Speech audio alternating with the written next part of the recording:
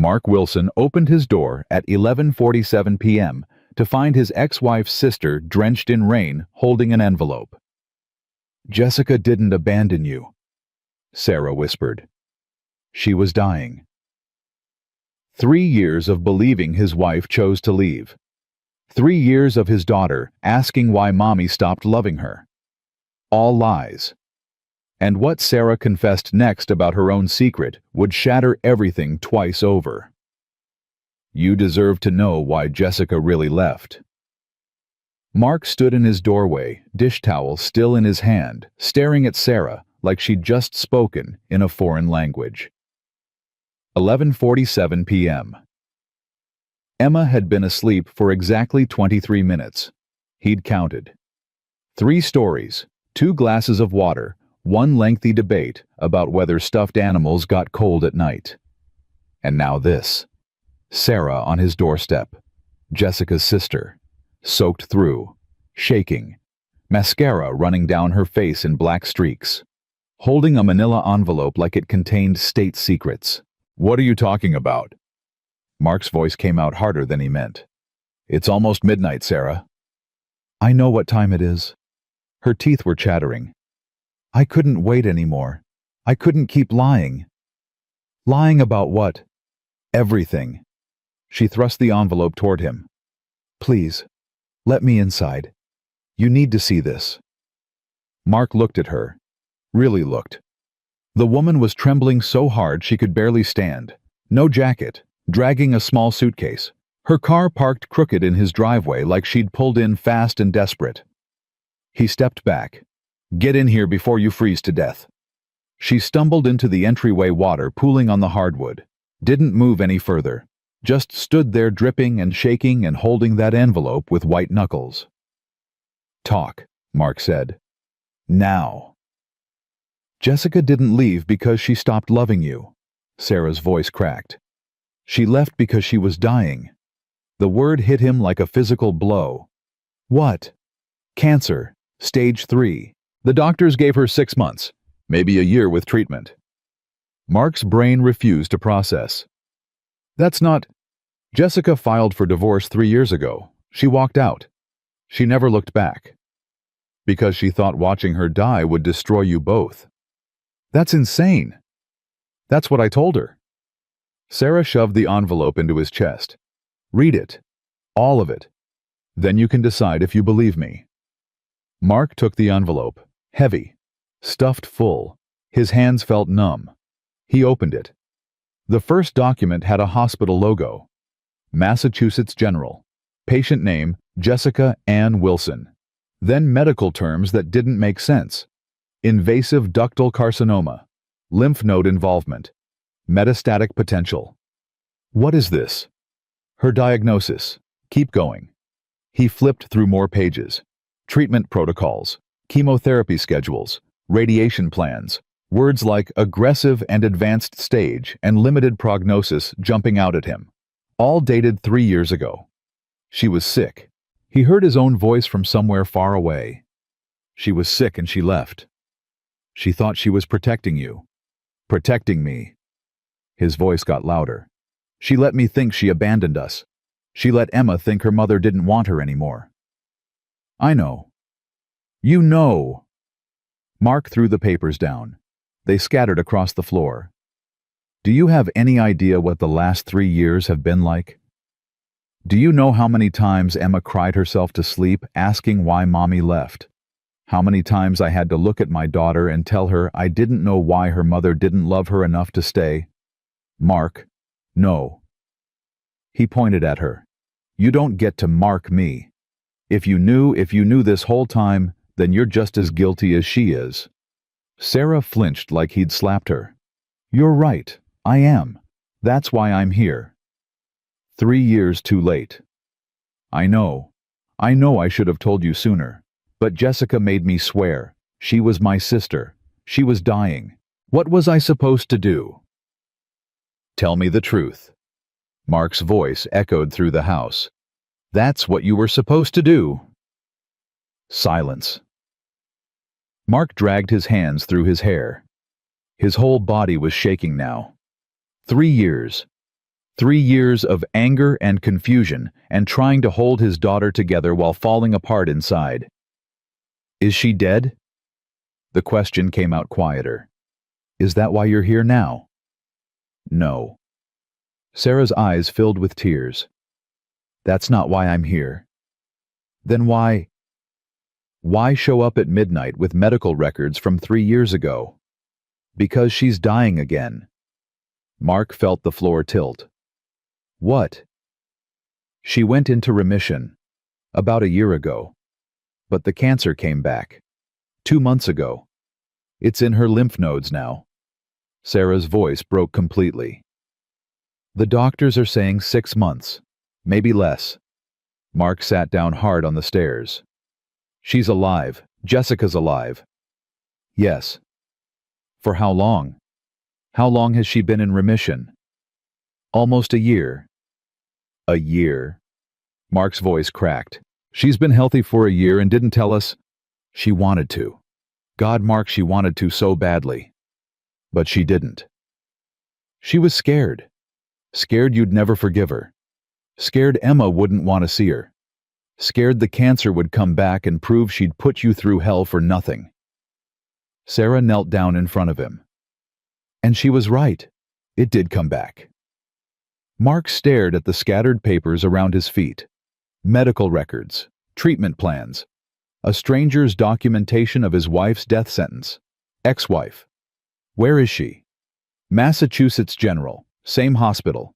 She's been there 3 weeks. Does Emma know? Does Emma know her mother is alive? No.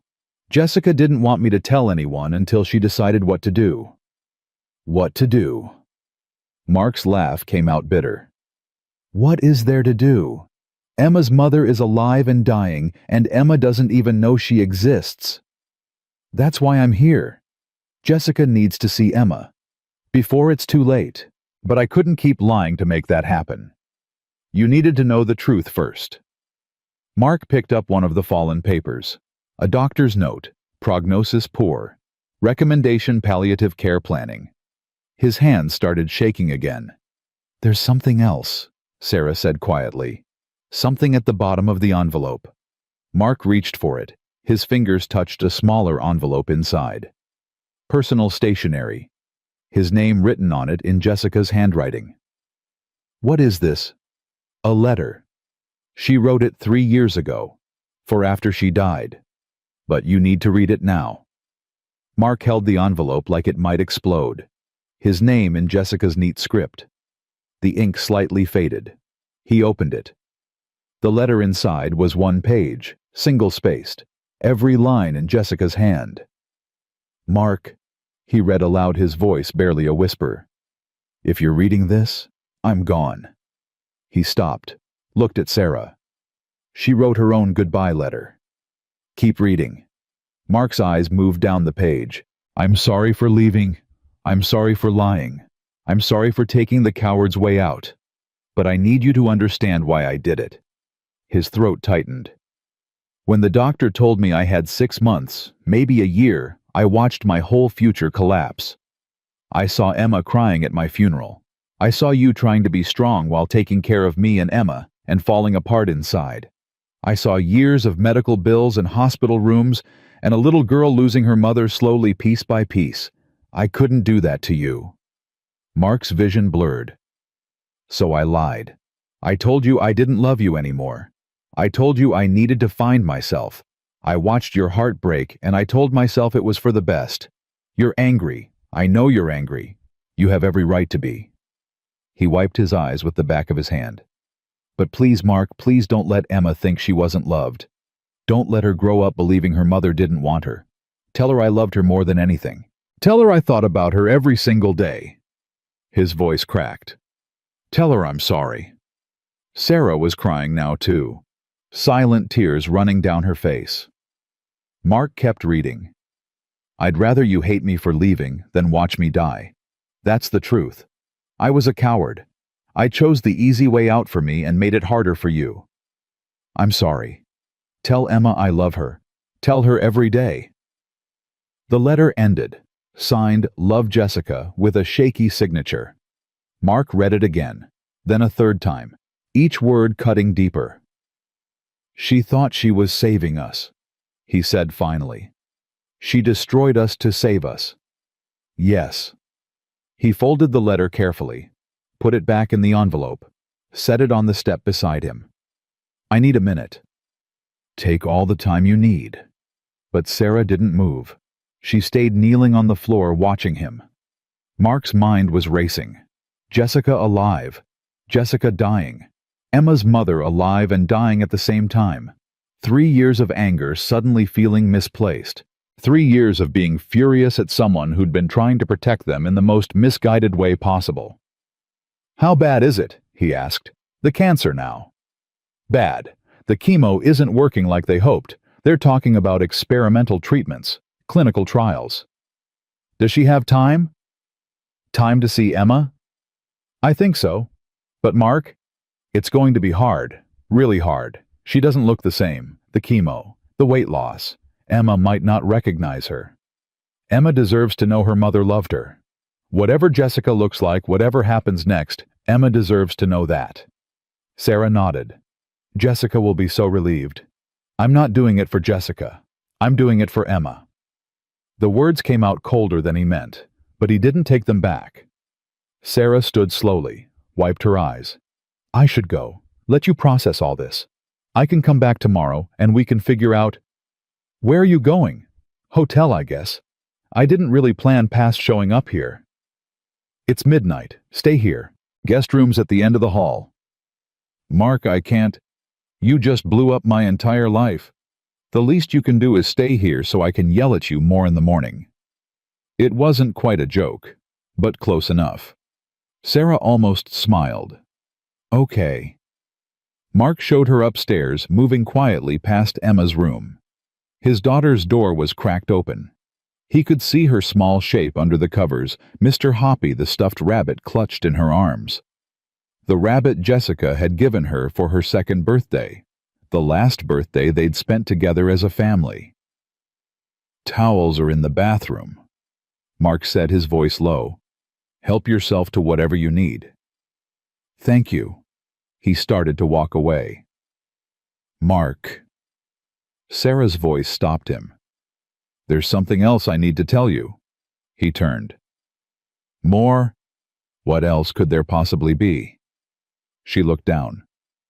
"It's about me. About the last 3 years." "What about them?" "I've been watching you, both of you.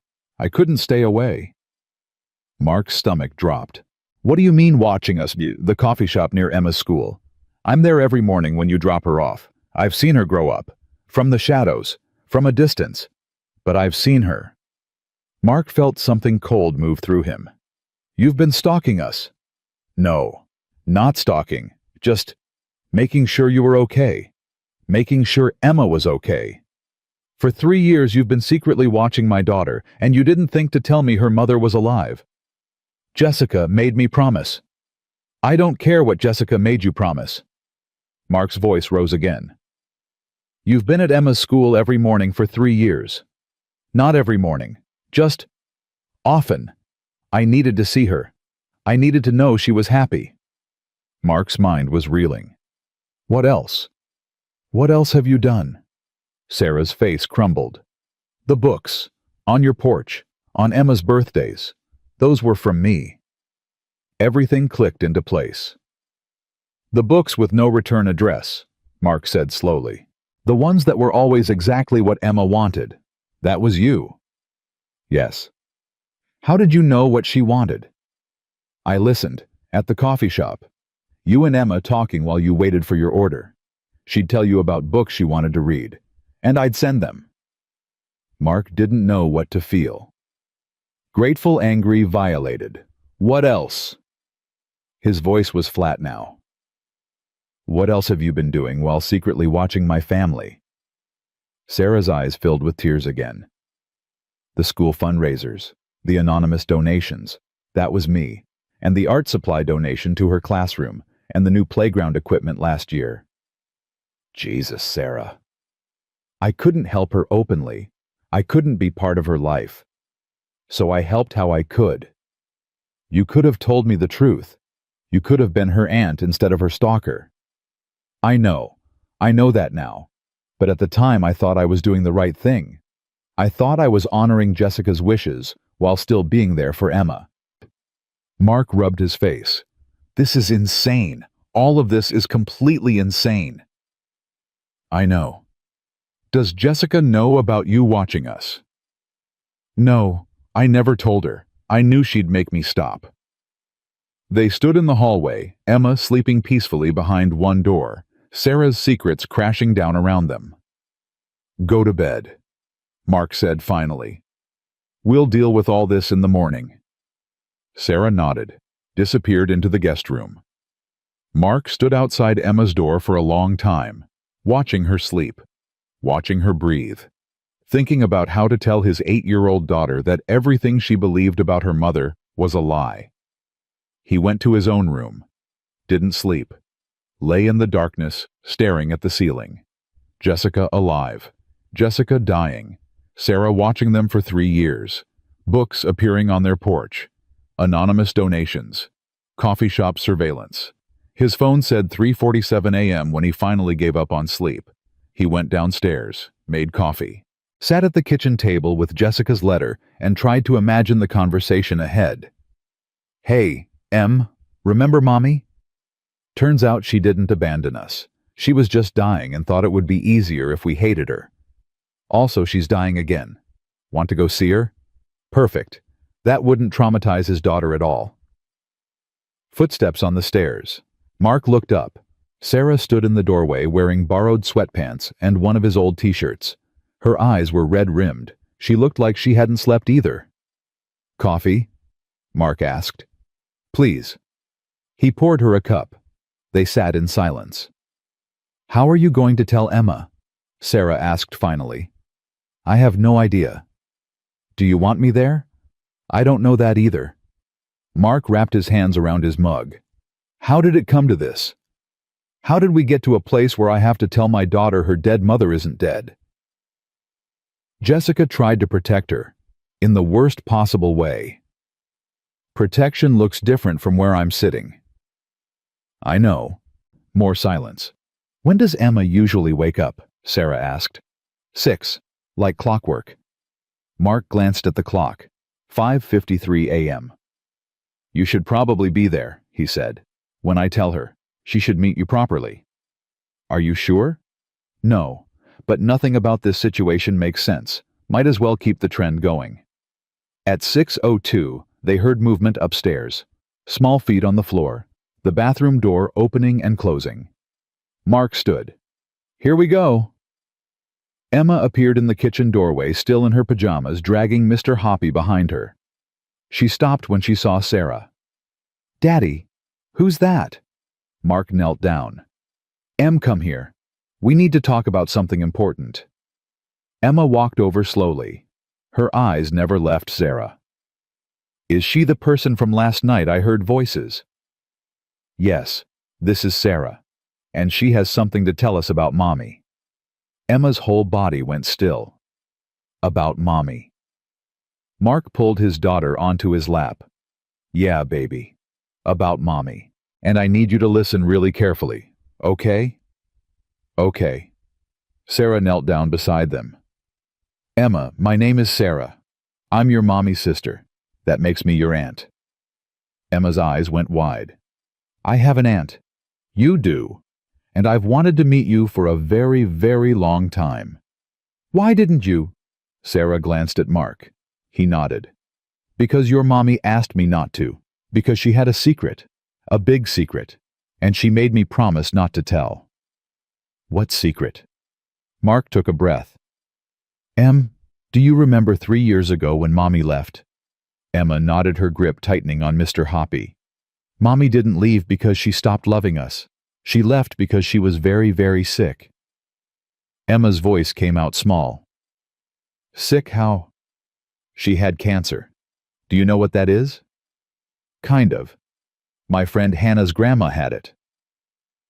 Well, Mommy had it too. And the doctors told her she might die. So she thought if she went away, it would be easier for us. Emma processed this. Did she die? No baby. She didn't die. She got better for a while. But now she's sick again. So she's alive. Yes. Emma looked at Sarah. Is that why you're here to tell us Mommy's alive? Yes, sweetie. Where is she? Mark's throat tightened. In a hospital, in Massachusetts, and she really, really wants to see you. Emma was quiet for a long moment. Mark could see her small mind working through it all. Why didn't she come back when she got better? Emma asked. Why didn't she tell us? She was scared. Scared you'd be angry. Scared we wouldn't forgive her. Are you angry, Daddy? Mark looked at his daughter's face. So small, so trusting. Yeah, Em. I'm pretty angry, but I'm also really glad she's alive. Me too. Emma hugged Mr. Hoppy tighter. Can we go see her today? Do you want to? I want to ask her something. What do you want to ask? Emma's eyes filled with tears. I want to ask her if that's why she missed my birthdays. Because she was sick. Because I thought maybe she just forgot about me. Mark pulled his daughter close. Oh, baby, she didn't forget. She could never forget you. How do you know? Because Sarah's been sending you those books, on your porch every birthday. Those were from your mommy. Emma looked at Sarah. Those were from Mommy. Sarah nodded, crying now. She picked them all out. She told me exactly which ones to get. She knew everything you liked. Even the dragon one. Especially the dragon one. That's her favorite too. Emma was quiet again. Processing. Then, I want to see her. Today. Can we go today? Mark looked at Sarah. I'll call the hospital, Sarah said. I'll let them know we're coming. She stood and pulled out her phone, walked into the living room. Mark held Emma, rocking her slightly. You okay, Em? I'm scared, Daddy. Me too, baby. Me too. What if she looks different? Aunt Sarah said she might look different. She probably will. The medicine makes people look different, but it's still Mommy. Okay. Okay. From the living room, Sarah's voice. Yes, I'll hold. Emma slipped off Mark's lap, walked over to where Sarah stood with the phone to her ear. Aunt Sarah. Emma's small voice. Sarah looked down. Yes, sweetheart. Thank you for the books. They were my favorite presents. Sarah's face crumpled. She knelt down and pulled Emma into a hug. You're welcome, baby. You're so welcome. Mark watched them. His daughter and this woman who'd been secretly loving her from the shadows for 3 years. Everything was broken. Everything was wrong. But maybe somehow they could figure out how to put the pieces back together. Sarah was still on the phone. Her face changed, went pale. What? She said into the phone. When? How bad? Mark stood. What's wrong? Sarah held up one finger. Yes. Yes, we'll come right now. Tell her we're coming. Tell her to hold on. She hung up, looked at Mark with panic in her eyes. We need to go, right now. What happened? Jessica had a bad night, her breathing. They had to put her on oxygen. The doctor says if we want Emma to see her while she's still coherent, we need to go now. Emma's voice small and scared. Is Mommy going to die today? Sarah knelt down. I don't know, sweetheart, but we need to see her as soon as possible. Mark was already moving. I'll get dressed. Emma, go put on clothes, fast as you can. They moved like a fire drill. Emma throwing on jeans and a t-shirt. Mark pulling on yesterday's clothes. Sarah still in borrowed sweats but grabbing her suitcase. 7 minutes later, they were in the car. Emma in the back seat clutching Mr. Hoppy. Sarah in the passenger seat giving directions. Mark driving too fast on empty morning roads. How far? Mark asked. 2 hours normally. Maybe 90 minutes if we push it. We're pushing it. Emma's voice from the back. Daddy, what if I don't know what to say to her? Mark met her eyes in the rearview mirror. You don't have to say anything, Em. Just being there is enough. But what if she asks me if I forgive her? Do you forgive her? Emma looked down at Mr. Hoppy. I don't know. Is it okay if I don't know? It's very okay. They drove in silence. Morning sun rising. Traffic light. Mark's hands gripping the steering wheel like a lifeline. Sarah's phone buzzed. She looked at the screen. Her face went white. Mark, drive faster. Why, what's wrong? She showed him the text. From a hospital number. Patient declining rapidly. Family should come immediately. Mark pressed the accelerator. The car surged forward. Emma started crying in the back seat. We're going to make it, Sarah said, her voice shaking. We're going to make it in time. But Mark saw the fear in her eyes. The fear that said, maybe they wouldn't. He drove faster. The speedometer hit 85. Mark's knuckles were white on the steering wheel. How much longer? His voice was tight. Sarah checked her phone. 40 minutes, maybe 35 if you keep this speed. I'm keeping it. Emma's crying had gone quiet. Mark glanced in the rearview mirror. His daughter's face was pressed against Mr. Hoppy, her eyes squeezed shut. Em, you okay back there? I don't want her to die before I get there. She won't. We're going to make it. You don't know that. She was right. He didn't. Sarah's phone buzzed again. She looked at it, and her breathing changed. Don't tell me, Mark said. Her oxygen levels dropped. They're moving her to ICU. Damn it! Mark pressed the accelerator harder. 90 miles per hour now. Call them back. Tell them we're 30 minutes out. Tell them to keep her awake. Sarah dialed. Yes, this is Sarah Chen, Jessica Wilson's sister. We're almost there. Can you tell the nurses to keep her alert? Her daughter is coming to see her. Her 8-year-old daughter who hasn't seen her in 3 years. A pause. I understand. Just please try. She hung up. What did they say? Mark asked. They'll do what they can. That wasn't good enough. Mark needed a guarantee. Needed someone to promise him that his daughter wouldn't walk into that hospital room and find her mother already gone. Daddy... Emma's voice was small. What if she doesn't remember me? She remembers you, baby. I promise she remembers you. But it's been 3 years. I was 5. I'm different now. You're still her Emma. That doesn't change. Sarah turned in her seat to look at Emma. Your mommy talks about you every single day.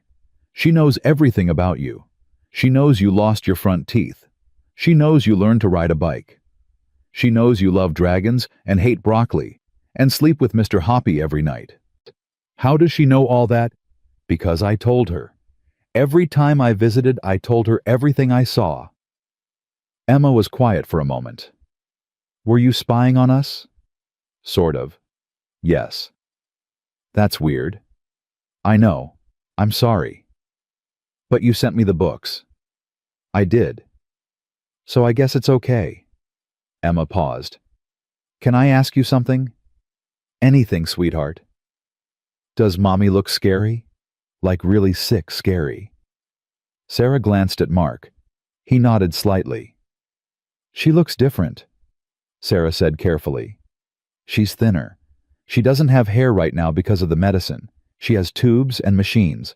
But it's still your mommy. Her eyes are the same. Her smile is the same. Will she be able to talk to me? I think so. She was talking yesterday. What did she say? Sarah's voice cracked. She said she hoped she'd get to see you one more time.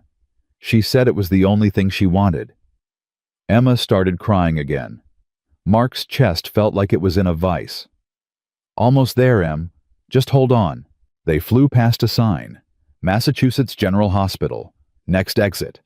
Mark took the exit too fast. The car tilted. Sarah grabbed the door handle. Sorry, Mark muttered. Just get us there alive. He pulled into the hospital parking garage, didn't bother looking for a proper spot, just stopped in a loading zone. Come on. He was out of the car, opening Emma's door, lifting her out. She wrapped her arms around his neck. Sarah was already running toward the entrance. Mark followed Emma, bouncing against his shoulder. Through the automatic doors, past the information desk, Sarah leading them to the elevators. Fourth floor, room 417, ICU. The elevator ride took forever. Emma's face was buried in Mark's neck. He could feel her tears on his skin. The doors opened. White hallways, antiseptic smell, beeping machines. Sarah turned left, walking fast. Mark kept pace. This way. They passed nurses, doctors, other families with other tragedies written on their faces. Mark's heart was hammering so hard he could hear it in his ears. Sarah stopped outside a room. The door was partially open. This is it. Mark set Emma down, knelt in front of her. You ready? Emma shook her head. No. Me neither, but we're going in anyway. What if I say the wrong thing? There's no wrong thing, baby. Just talk to her. That's all she wants. Just to hear your voice.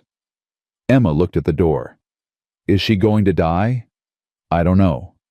Today. I don't know that either. I'm scared, Daddy. I know. I'm scared too. Mark took her hand. But we're doing this together. Okay. Emma nodded. Sarah pushed the door open slowly. The woman in the bed didn't look like Jessica. She was so thin, so pale. Tubes running from her arms, a nasal cannula delivering oxygen. Her head covered with a soft knit cap. The machines around her beeped steadily. But when she turned her head toward the door, Mark saw her eyes. Jessica's eyes, still the same green he'd fallen in love with 12 years ago. Those eyes landed on Emma and filled with tears immediately. Emma.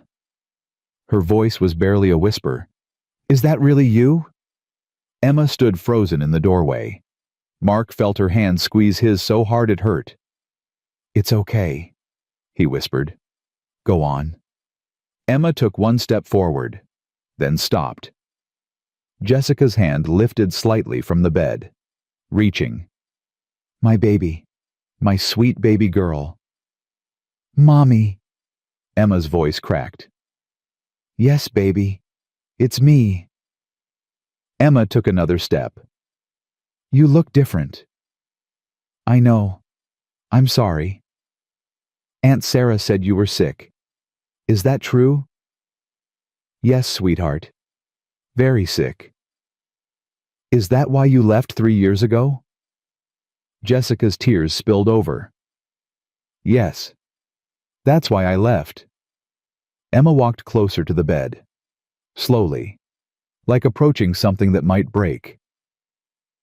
Daddy said you thought it would be easier if we thought you didn't love us. I did think that. I was wrong. Yeah, you were. Emma's voice got stronger. It wasn't easier. It was really hard. I know. I'm so sorry. I cried a lot. Jessica's face crumpled. I'm sorry, baby. I'm so sorry.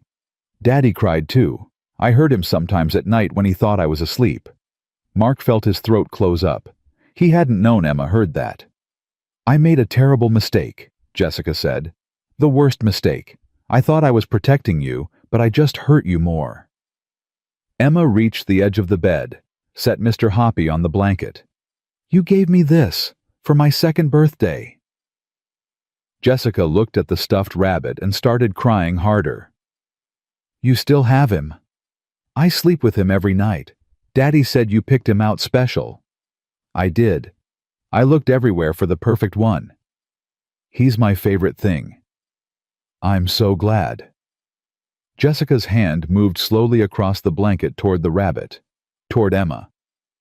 Can I hold your hand? Emma looked back at Mark. He nodded. She put her small hand in Jessica's thin one. You got so big? Jessica whispered. You're so beautiful. I'm 8 now. I know. I missed 3 birthdays. 4. You missed 4. Jessica closed her eyes. You're right. 4. I missed your 5th, 6th, 7th, and 8th birthdays. Aunt Sarah sent books. Were those from you?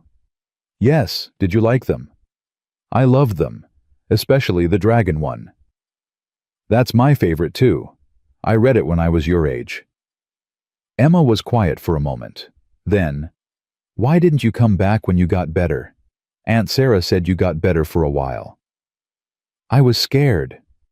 "Of what?" "That you wouldn't want to see me, that you'd hate me for leaving." "Do you think I hate you?" Jessica looked at her daughter's face. "Do you?" Emma thought about it. "I don't know. Maybe a little bit. But also I missed you really bad." "I missed you too. Every single day. Every single minute." "Then why didn't you call, or write, or come visit?" "Because I'm a coward. Because I made one wrong choice, and then I was too scared to fix it. And then the cancer came back and I thought maybe it was my punishment for leaving." "That's not how cancer works," Emma said. "We learned about it in school. It's not a punishment, it's just cells that grow wrong." Jessica laughed. It turned into a cough. A nurse appeared from somewhere, checked the monitors, adjusted the oxygen, then disappeared again. When Jessica could breathe again, she squeezed Emma's hand. "When did you get so smart?" "I'm in 3rd grade now. I'm very smart." "I bet you are." Mark stood in the doorway watching. His chest ached. Sarah stood beside him, tears running silently down her face. Emma climbed carefully onto the edge of the bed. "Does it hurt, the cancer?" "Sometimes, but not right now. Right now I'm just happy. Because I'm here. Because you're here. Can I hug you? Or will that hurt?" "Please hug me. I don't care if it hurts." Emma leaned forward carefully and put her arms around her mother.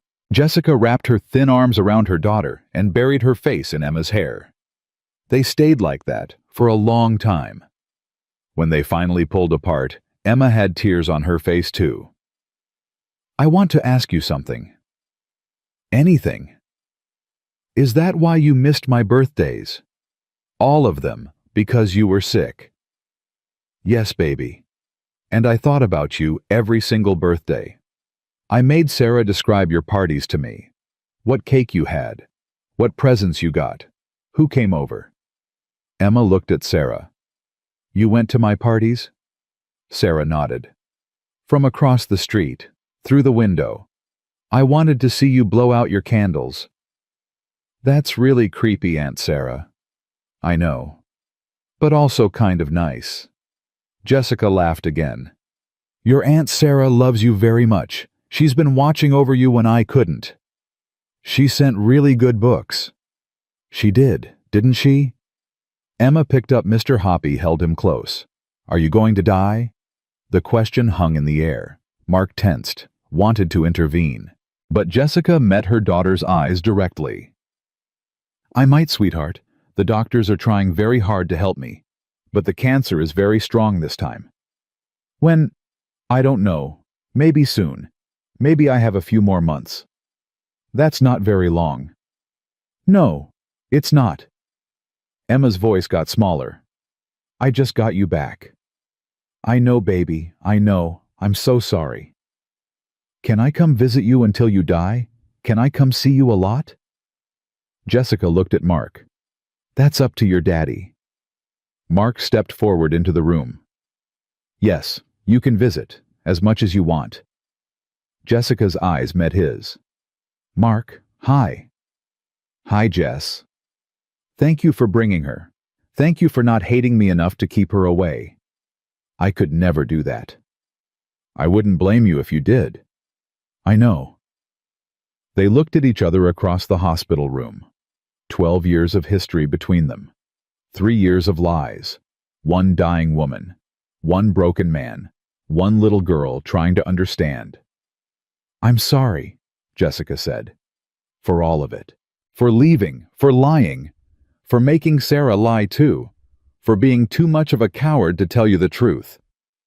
"You should have told me," Mark said. His voice was steady, but his hands were shaking. "You should have trusted me to handle it." "I know. I would have been there. Through all of it. The chemo, the hospitals, the bad days. I would have been there. That's why I didn't tell you. Because you would have been there and it would have destroyed you." "It destroyed me anyway. Just in a different way." Jessica closed her eyes. I can't take it back. I can't fix what I did. All I can do is say I'm sorry and mean it with everything I have. Are you sorry? More than you'll ever know. Mark nodded slowly. Okay. Okay. It's not forgiveness. Not yet. But it's a start. Emma looked between her parents. Are you mad at Mommy, Daddy? Yeah, Em, I am. Is that okay? To be mad at someone who's dying? I think so. I think you're allowed to feel whatever you feel. Emma turned back to Jessica. I'm mad at you too, but also glad you're not dead. Jessica smiled through her tears. That's fair? A doctor appeared in the doorway. Young, female, tired eyes. I'm sorry to interrupt. I need to check Mrs. Wilson's vitals. Mark took Emma's hand. We'll step outside. No. Jessica's voice was sharp, urgent. Please don't go. Not yet. The doctor looked at Jessica. I really need to examine you. Just give me 5 more minutes, please. The doctor hesitated. 5 minutes. Then I need to run tests. She left. Jessica turned back to Emma. Can you come back tomorrow and the day after? For as long as I have. I want to. Daddy. Mark looked at Jessica, saw the desperation in her eyes, saw how fragile she was, how little time might be left. We'll come, he said. Every day until school starts again. Then weekends. We'll figure it out. Thank you. Jessica reached out her other hand toward Mark. He hesitated, then took it. Her skin was cold, thin. He could feel every bone. I loved you, Jessica said, looking up at him. I need you to know that. When I left, I loved you. I left because I loved you, not because I stopped. That's a really twisted way to show love, Jess. I know. You broke my heart. I know that too. You made Emma think she wasn't wanted. I know. Jessica was crying again. I know what I did. I know I can't fix it. But I'm trying to do one thing right before I die. I'm trying to tell the truth. Mark pulled his hand away gently. The truth is, you were selfish. You made a choice that made things easier for you and harder for everyone else. You didn't trust us to handle it. You didn't give us the choice. You're right. But Emma needs you now. She needs to have a mother for whatever time is left, so I'm going to put my anger aside and let that happen. For her, not for you. Jessica nodded. I understand. The doctor appeared again. I really need to examine her now. Mark picked Emma up. Come on, Em, let's go get breakfast. Let the doctors do their job. Emma looked back at Jessica. I'll come back later. Please, yes, come back. Okay. Bye, Mommy. Bye, baby. I love you. I love you too. Mark carried Emma out of the room. Sarah followed. In the hallway, Emma wrapped her arms around Mark's neck and started crying hard. I got it out, Em. Let it out. She looks so sick, Daddy. I know. Is she really going to die? Probably, yeah. That's not fair. No, it's not. Sarah wiped her eyes. I need to talk to the doctor, find out what's happening. I'll meet you in the cafeteria. Mark nodded. Sarah disappeared back into the room. Mark carried Emma down the hall, into the elevator, down to the first floor, found the cafeteria, set Emma down in a booth. You want food? Emma shook her head. My stomach hurts. Mine too. They sat in silence. The cafeteria was mostly empty. A few nurses on break. A janitor mopping in the corner. The smell of bad coffee and antiseptic. Daddy? Emma's voice was small. Yeah, Em.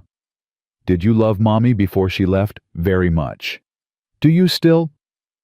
Mark thought about that. I don't know. I love who she was. I don't know if I love who she became. That's confusing. Yeah, it is. I think I love her, even though I'm mad at her. Is that okay? That's very okay. You can feel both things at once. Emma picked up a napkin, started tearing it into small pieces. Aunt Sarah loves you. Mark's head snapped up. What? I heard her say it last night. She said she's been falling in love with you. I was awake. I heard through the door. Emma, is that weird? That she loves you since Mommy is her sister? It's complicated. Do you love her back? I don't know. I barely know her. She's been watching us for 3 years. That's weird but also kind of sweet. Like she cared even when she couldn't be close. When did you get so wise? I'm 8. I'm practically grown up. Mark almost smiled. Not quite yet, kiddo. Sarah appeared at their table, slid into the booth across from them. Her face was pale. What did the doctor say? Mark asked. It's bad. The cancer spread to her liver. The chemo isn't working. They're talking about hospice. How long? Weeks. Maybe a month. Emma looked up sharply. A month? That's all. I'm sorry, sweetie. The doctors are doing everything they can. Can't they try harder? They are trying. The cancer is just too strong. Emma started crying again. I don't want her to die in a month. I just met her. Sarah reached across the table and took Emma's hand. We're going to make the most of the time we have. We're going to visit every day. We're going to tell her stories. We're going to let her know you're okay. But I'm not okay. None of this is okay. No, you're right. It's not. Mark's phone buzzed. He looked at it. A text from his boss. Where are you? You didn't show up for the morning meeting. He'd completely forgotten about work. I have to call my office, he said. Emma, stay here with Aunt Sarah. I'll be right back. He walked outside the cafeteria, dialed his boss. Steve, it's Mark. I'm sorry about this morning. Family emergency. What kind of emergency? The kind where my ex-wife, who I thought abandoned us, is actually dying in a hospital, and my daughter just met her for the first time in 3 years. Silence on the other end. Jesus, Mark. Take the week. Take 2 weeks. Whatever you need. Thank you. Is your daughter okay? No, but she will be, eventually. He hung up, stood in the hallway trying to breathe. Everything was falling apart. Everything was broken. Jessica was dying. Emma was traumatized. Sarah was in love with him. His whole life had imploded in less than 24 hours. He wanted to scream, to punch something, to rewind time and make different choices. But he couldn't do any of those things. So he took a deep breath, straightened his shoulders, walked back to the cafeteria. Emma was talking quietly to Sarah. Something about dragons. Sarah was listening intently, responding, making Emma almost smile. Mark slid back into the booth. What do we do now? He asked. Sarah looked at him. We go back upstairs. We spend time with her. We let Emma ask her questions. We let Jessica be a mother for whatever time she has left. And after, when she's gone, then we figure out how to keep living, how to help Emma through it, how to be a family even though nothing looks like it's supposed to. Mark met her eyes, saw the pain there, the guilt, but also the love, the fierce protective love for Emma that had kept her watching from coffee shops and sending books on birthdays. You really sent all those books? He asked. Every single one. Why? Because I couldn't be her aunt, so I had to be something, even if it was anonymous, even if she never knew. She knows now. Yeah, she does. Emma finished her napkin shredding. Can we go back up? I want to tell Mommy about school, about my teacher and my friends and the science fair project I did. You want to tell her about your life? Mark asked. Yeah, she missed 3 years. That's a lot to catch up on. You're right. It is. They rode the elevator back up to the 4th floor, walked down the white hallway, past the nurse's station, back to room 417. Jessica was awake. The doctor was gone. She turned when they entered. You came back. I said I would, Emma said. I have stuff to tell you. I want to hear everything. Emma climbed back onto the edge of the bed, started talking. About her teacher, Mrs. Patterson, who had a cat named Mr. Whiskers. About her best friend Zoe, who could do a cartwheel. About the science fair where she made a volcano that actually erupted. Jessica listened to every word, her eyes never leaving Emma's face. Mark and Sarah stood by the window, not talking, just watching.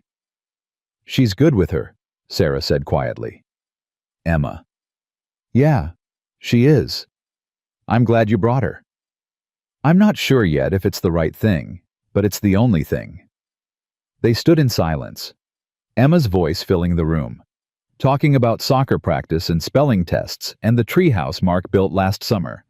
Jessica asked questions, laughed at Emma's stories, cried when Emma described missing her mother at the school mother-daughter dance. Time passed. Nurses came and went. Machines beeped. The sun moved across the sky. At some point, Emma fell asleep on the bed next to Jessica, curled up carefully beside her dying mother. Mr. Hoppy clutched between them. Jessica looked at Mark across the room, mouthed the words, "Thank you." He nodded. Didn't say anything. Because what was there to say? His ex-wife was dying. His daughter was sleeping beside her. And somehow, impossibly, they were going to have to figure out how to survive what came next. Sarah's hand found his, squeezed gently. He didn't pull away. Outside the window, the sun was setting, painting the sky orange and pink. Inside room 417, a family that had been broken was trying to put itself back together. Even though all the pieces didn't fit anymore, even though nothing would ever be the same, they were trying. And for today, that was enough. A nurse woke them at 8 p.m. Visiting hours were over. Emma stirred against Jessica's side. "Do we have to go?" "Yes, sweetheart," Jessica whispered. "But you'll come back tomorrow. Promise." "Then I'll be here waiting." Mark lifted Emma carefully off the bed. She was half asleep, clinging to Mr. Hoppy. Jessica's hand lingered on her daughter's arm until the last possible moment. "Good night, baby." "Night, Mommy." They drove back in darkness. Emma fell asleep into the back seat within 10 minutes. Sarah stared out the window. Mark kept his eyes on the road. "You can stay at the house again," Mark said quietly, "if you need to." "Are you sure?" "No. But nothing about this situation makes sense anyway." "That's fair." They pulled into the driveway at 10:30. Mark carried Emma inside up to her room, tucked her into bed without changing her clothes. She didn't wake up, just rolled over and hugged Mr. Hoppy tighter. Downstairs, Sarah was sitting at the kitchen table. Mark made coffee, even though it was late. Neither of them would sleep anyway. "How are you doing?" Sarah asked. Mark laughed without humor. "I have no idea. My ex-wife is dying. My daughter just reconnected with her mother, only to lose her again in a few weeks. And you're here in my kitchen after spending 3 years secretly watching us. How do you think I'm doing?" "That's fair too." "Stop saying that." "Sorry." Mark sat down across from her. "What happens when she dies? What happens to Emma?" "She'll grieve. We'll help her through it." "And you? What happens to you?" Sarah looked down at her coffee. "I don't know. I've been living for Jessica for 3 years, watching Emma for her, visiting her every week, sending her updates. I don't know who I am without that." "You said you've been falling in love with me." She flinched. "I shouldn't have said that. Bad timing." "When would have been good timing?" "Never. There is no good timing for your dying sister's husband to find out you have feelings for him." "Ex-husband. That doesn't make it better." Mark drank his coffee. It was too hot. Burned his tongue. "Tell me about the 3 years. Tell me what you saw." "Why?" "Because I need to understand. I need to know what you were doing while I was falling apart." Sarah took a breath. "The first time I saw you was 6 months after Jessica left. I drove to your house planning to tell you everything. But I saw you in the yard with Emma. You were pushing her on a swing. She was laughing, and you looked so broken underneath the smile you were giving her. I couldn't do it. I couldn't add to that pain. So you just watched. I sat in my car for 2 hours. Then I left. But I came back the next week, and the week after. It became a habit. A Tuesday morning thing. I'd drive to the coffee shop near Emma's school. I'd watch you drop her off. I'd see her run to her friends. I'd see you wait until she was inside before you left. That's stalking Sarah. I know, but I couldn't stop. I needed to see her. I needed to know she was okay. Did Jessica know? No. I told her Emma was fine, but I never told her how I knew. She would have made me stop. Mark set down his coffee. What else did you see? I saw you teach Emma to ride a bike. You ran beside her for 3 hours in the park. Your shirt was soaked with sweat. She kept falling and you kept picking her up. You never got frustrated, never gave up. She wanted to learn. I saw you at her school play. She was a tree. You sat in the front row recording on your phone. You clapped louder than anyone else. She worked hard on that tree costume. I saw you on her birthday last year. You took her to that arcade. She won a stuffed dolphin. You carried it around all day even though it was huge. You looked ridiculous. She loved that dolphin. Sarah's voice got quieter. I saw you cry. Twice. Once in your car after you dropped Emma off. Once in the park when you thought no one was around. You sat on a bench and just broke down. Mark's jaw tightened. You had no right to see that. I know.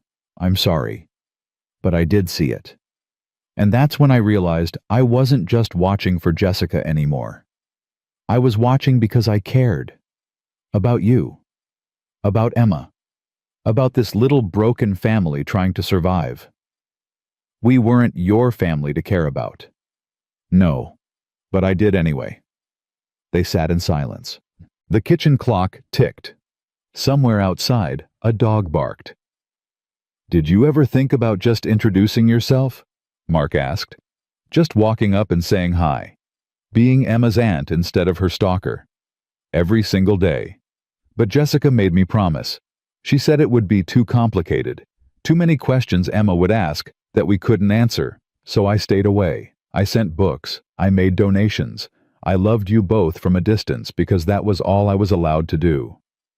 And now Jessica's dying and I'm here and Emma knows I exist. So I guess the secret's out. Mark studied her face. She looked exhausted. Eyes red from crying. Hair pulled back messily.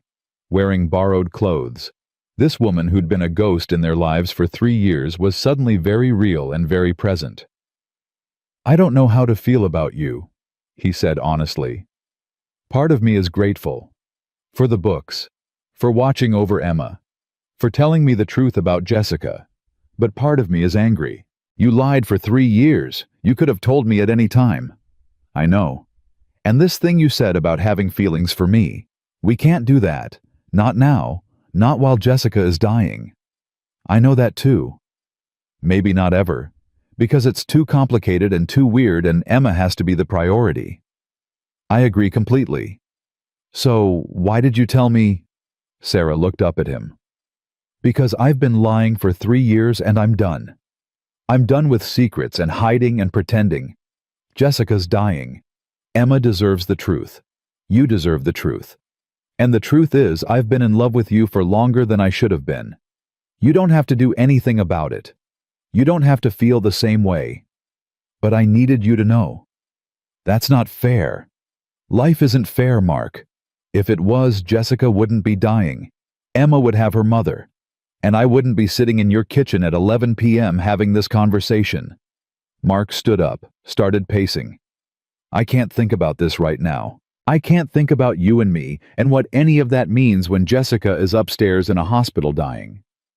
I'm not asking you to. Good. Because Emma needs stability. She needs people who aren't going to fall apart or leave or complicate her life more than it already is. I'm not going anywhere. You say that now. I mean it. Mark stopped pacing, looked at her. What do you want from me, Sarah? What is it you're actually asking for? Nothing. I'm not asking for anything. Then why tell me? Because keeping it inside was killing me. Because watching you and not being able to be near you was torture. Because I've spent 3 years loving you from coffee shops and parked cars, and I needed you to know I exist. I know you exist. You're sitting in my kitchen. You know what I mean. Mark did know. He wasn't stupid. He'd noticed her. The woman in the coffee shop who was always there on Tuesday mornings. He'd thought about talking to her a few times. Wondered if she was waiting for someone. Wondered why she always sat alone. He'd never imagined she was his ex-wife's sister, watching him, watching Emma, falling in love with them from across a room. This is insane, he said.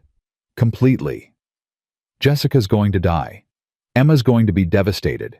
And somehow in the middle of all that, I'm supposed to process the fact that you've been in love with me for 3 years.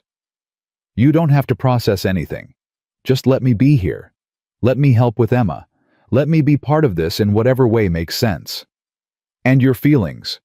I'll handle them. They're my problem, not yours.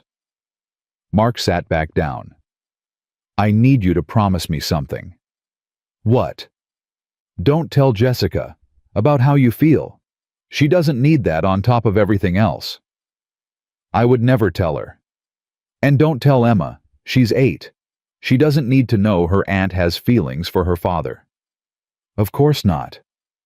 And don't expect anything from me. I can't give you anything right now. Maybe not ever. I don't expect anything. Good. Then we understand each other. We do. But the way Sarah looked at him said she was hoping for more than understanding eventually. Mark saw it in her eyes. The hope. The possibility. He stood up. I'm going to bed. You can take the guest room again. We'll go back to the hospital tomorrow morning. Thank you. Don't thank me. I'm not doing this for you. He left her sitting at the kitchen table and went upstairs. Checked on Emma. She was sprawled across her bed, one arm hanging off the side Mr. Hoppy on the floor. He picked up the rabbit, tucked it back beside her, pulled the blanket up. In his own room, Mark lay in the dark staring at the ceiling. His phone buzzed. A text from Sarah downstairs. I'm sorry for complicating things. I just needed you to know the truth. He didn't respond. Another text. Thank you for letting me be part of this. It means everything. He turned off his phone. Sleep didn't come. He lay there thinking about Jessica dying, about Emma growing up without a mother again, about Sarah and her 3 years of secret watching, about coffee shops and anonymous books and a woman who loved him from a distance because getting closer was against the rules. At 6 a.m., Emma appeared in his doorway. Daddy, can we go see Mommy now? It's early, Em. Visiting hours don't start until 9. But what if she dies before we get there? Mark sat up. Come here. Emma climbed into bed with him, curled up against his side. She's not going to die today, Mark said. You don't know that. You're right, I don't. But the doctors are watching her carefully. They'll call us if anything changes. I want to tell her more things. About my life. I didn't get to tell her about my hamster. You have a hamster? No, but I want one. And I want to ask her if I can get one. Mark almost smiled. You want to ask your dying mother for permission to get a hamster? She's still my mom. Moms are supposed to say yes or no to stuff. That's true. So can we go? After breakfast. We'll leave at 8:30. Get there when visiting hours start. Emma was quiet for a moment. Daddy, is Aunt Sarah going to stay with us? I don't know. Why? I like her. She's nice. And she knows a lot about books. She does. And she cried when she saw me. Like she really cared. She does care about you, Em. Very much. Do you like her? The question caught him off guard. I barely know her. But do you like her so far? She's okay. She told us the truth about your mom. That was brave. She's pretty. Mark looked down at his daughter. Is she? Yeah. Don't you think so? I haven't really noticed. Emma giggled. Liar. You notice everything. When did you get so smart? I told you. I'm practically grown up. They got up, made breakfast. Sarah appeared looking like she hadn't slept either. They ate in silence. Awkward. Tense. Too many unsaid things floating in the air. At 8:30 they piled into the car. The drive to the hospital felt shorter this time. Familiar already, like they were settling into a routine. Jessica was awake when they arrived, sitting up slightly, looking better than yesterday. Emma! Her face lit up. You came back. I told you I would. Emma climbed onto the bed. I have more stuff to tell you. I want to hear everything. Mark and Sarah took their positions by the window, watching, listening.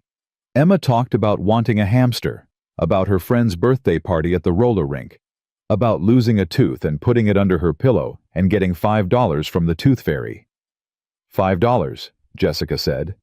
The tooth fairy is generous. Emma looked at Mark. Really generous. Mark shrugged. They spent the morning there. Nurses came and went.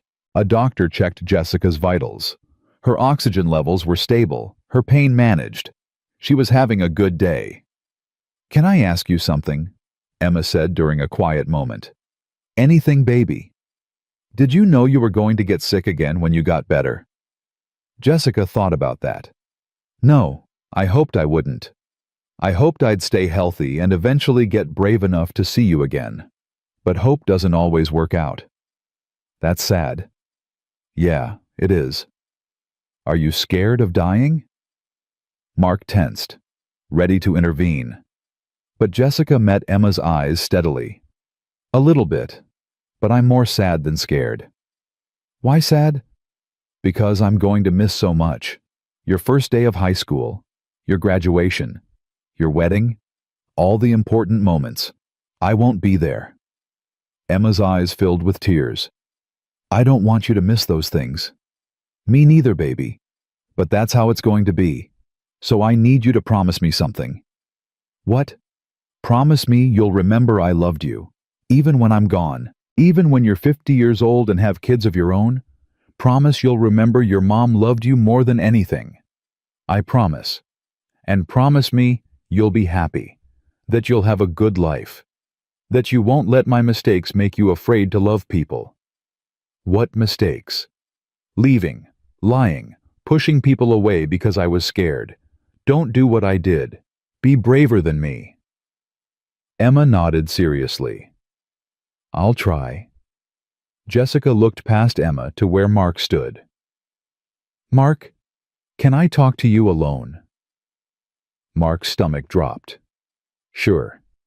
He walked to the bed. Sarah took Emma's hand. Come on, sweetie. Let's go find some juice.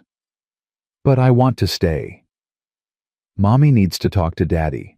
We'll come back in a few minutes. Emma reluctantly climbed off the bed. Sarah led her out of the room. When they were alone, Jessica patted the space beside her. Sit. Mark sat carefully on the edge of the bed. Thank you, Jessica said, for bringing her, for not poisoning her against me. You would have had every right to. She needed to know the truth. I know, but still, thank you. You don't have to keep thanking me. Yes, I do. You're being kinder than I deserve. Mark didn't argue with that. Jessica took his hand. Her skin was thin, papery. I need to say something, and I need you to listen without interrupting. Okay. I've been watching you with Sarah. The way you look at each other when you think no one's paying attention. The way your hands almost touch and then you both pull back. Jess, you promised not to interrupt. She squeezed his hand weakly. Sarah's been in love with you for a long time. She thinks I don't know. But I do. Sisters can tell these things. She told me, last night. I told her it was complicated and weird and couldn't happen. Why not? Because you're dying. Because it's disrespectful. Because Emma needs stability, not her father dating her dying mother's sister. Those are all good reasons. Logical reasons. But they're also bullshit. Mark's eyes widened. Jessica almost never swore. I'm dying, Mark. That's true. But you're not. Emma's not. Sarah's not. And when I'm gone, you're all going to have to keep living. I can't think about that now. You have to. Because I need to know that Emma will be okay. That she'll have people who love her. And Sarah loves her, really loves her. She's been watching over her for 3 years. That's still creepy no matter how many times someone says it.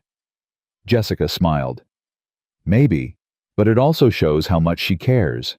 She couldn't stay away. She risked you finding out and hating her just so she could make sure Emma was okay. What are you saying? I'm saying when I'm gone, if something develops between you and Sarah, you have my blessing. Jessica, I can't have this conversation with you. Why not? Because you're lying in a hospital bed dying. Because asking me to think about dating your sister while you're dying is insane. Maybe, but I'm dying and I get to be insane if I want to. She coughed, caught her breath. I need to know Emma will be loved. By you. By Sarah. By people who will show up and stay and not run away when things get hard like I did. You were dying. That's different from running away. Is it? I don't know anymore. But what I do know is that Sarah is good. She's kind. She loves Emma. And she loves you. That's a good foundation. For what? A relationship while you're dying. For after. For when you're both grieving and trying to figure out how to help Emma through losing her mother for the second time. For when you need someone who understands what Emma lost because she lost her sister. You're going to need each other. Mark pulled his hand away. I can't do this. You can. You just don't want to. Same thing. It's not. Jessica leaned back against her pillows. She looked exhausted. I'm not saying fall in love with her tomorrow.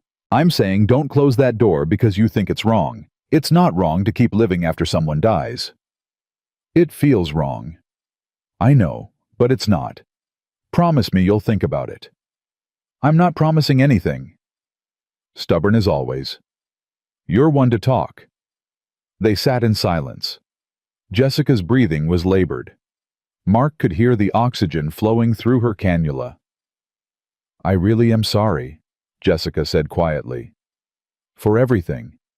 For leaving. For lying. For wasting 3 years we could have had together as a family. I know you are. Do you forgive me? Mark thought about that.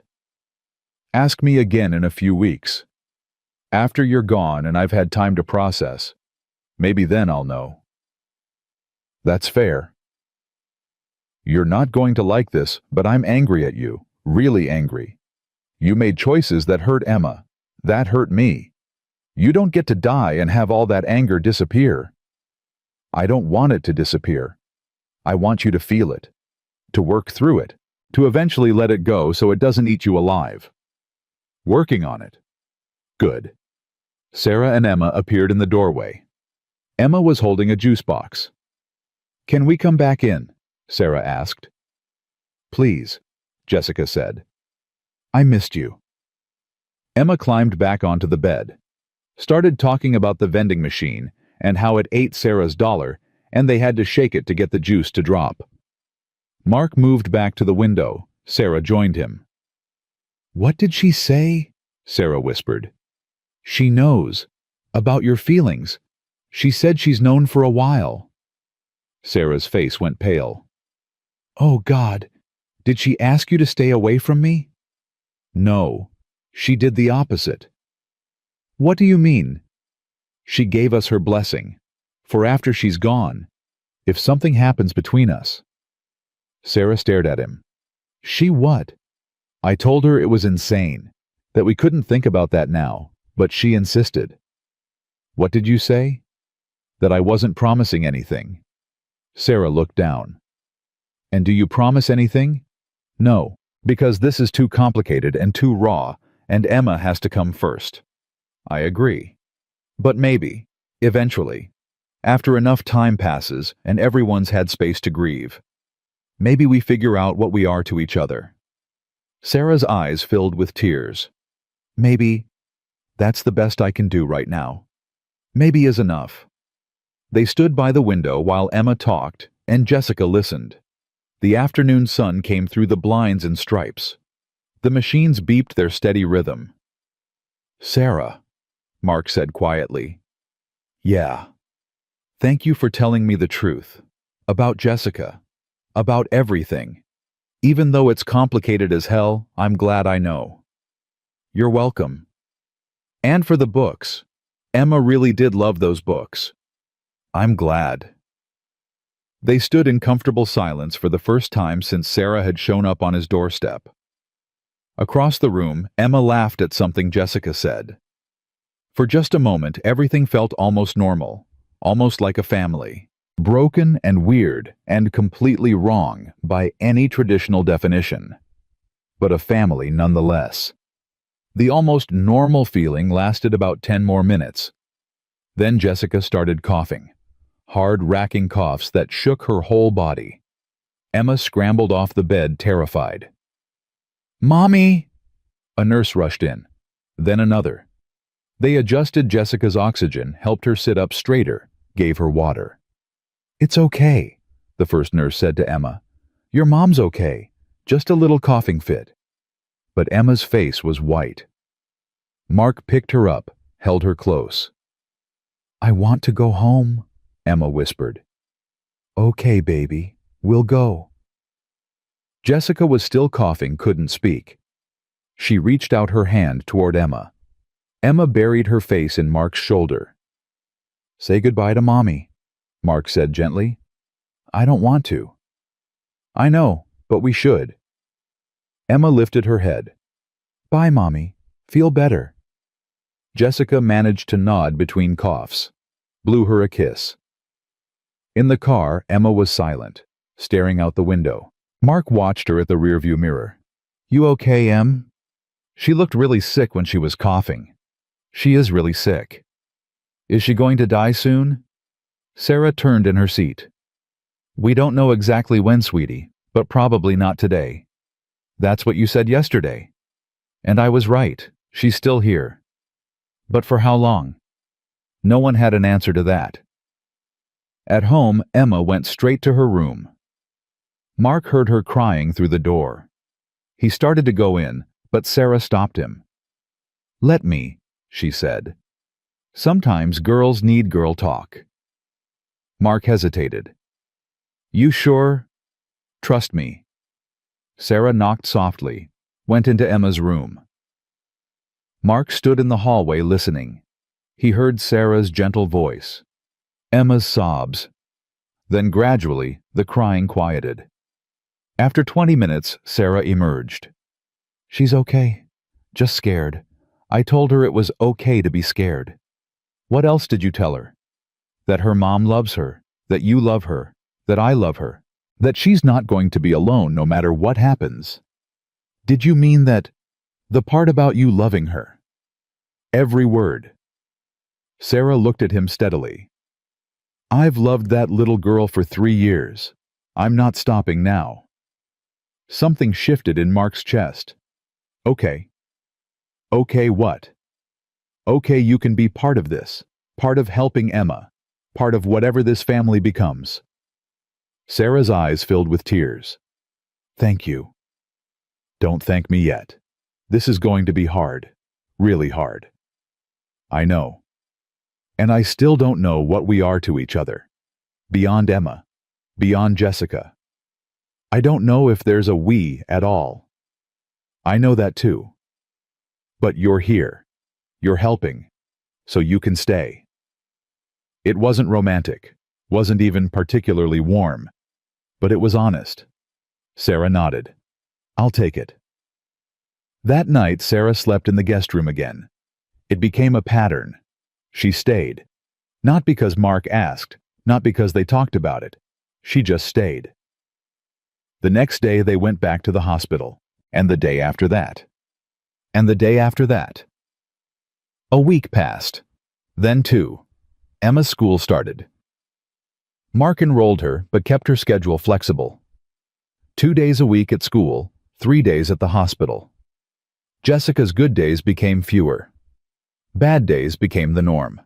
More oxygen, more pain medication, less time awake. But on the good days, she and Emma talked. About everything.